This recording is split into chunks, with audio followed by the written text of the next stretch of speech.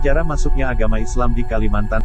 Masuknya Islam di Kalimantan tak lepas dari kaum pedagang Nusantara yang telah memeluk Islam. Berikut sejarah dan perkembangan kerajaan Islam di Kalimantan. Sebelum mengenal sejarah kerajaan Islam di Kalimantan, ada baiknya kita mengenal Kalimantan secara umum terlebih dahulu. Sebagai daerah dengan cakupan wilayah yang luas, Kalimantan memiliki hasil bumi yang cukup melimpah. Hasil bumi dari Kalimantan sudah menjadi incaran para pedagang China sejak tahun 1400 Masehi. Salah satu hasil bumi itu adalah Intan yang pada saat itu merupakan daerah penghasil satu-satunya di Nusantara. Oleh sebab itu, pada abad ke-15 pusat perdagangan Intan di Kalimantan Selatan seperti di Tanjung Pura dan Matan telah dikuasai oleh para pedagang China. Adapun istilah-istilah yang di Kalimantan tentang penganut kepercayaan seperti pagan yang merupakan sebutan bagi penyembah berhala. Maksudnya, kemungkinan orang-orang Kalimantan belum memeluk satu agama apapun karena masih memegang sistem kepercayaan nenek moyang. Selain itu, ada juga Mor, sebutan bagi pemeluk agama Islam, yang mengacu pada gelar bagi Muslim di daerah Spanyol dan Portugis. Tome Pires yang berkebangsaan Portugal menggunakan istilah ini dalam Suma Oriental untuk menyebut orang Muslim. Sejarah kerajaan Islam di Kalimantan. Mor adalah orang Muslim dari zaman pertengahan yang tinggal di Al-Andalus, atau Semenanjung Ibrian termasuk Spanyol dan Portugis zaman sekarang, dan juga Maroko dan Afrika Barat, yang budayanya disebut Moris.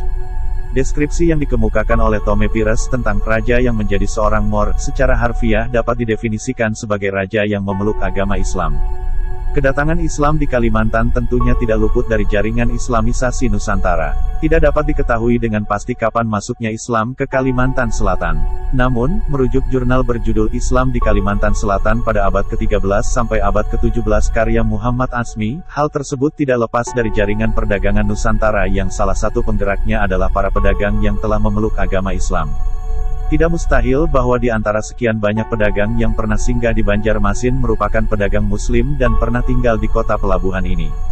Penyebaran Islam di Kalimantan Selatan. Proses masuknya agama Islam di Kalimantan Selatan disebut mulai sekitar abad 14 M, sebelum kerajaan Banjar berdiri. Sosok yang berandil dalam penyebarannya adalah pewaris sah kerajaan negara Daha yang bernama Raden Samudera. Proses penyebaran Islam di Kalimantan Selatan secara terang-terangan dimulai dengan kontak antara Pangeran Samudera dengan Kerajaan Demak.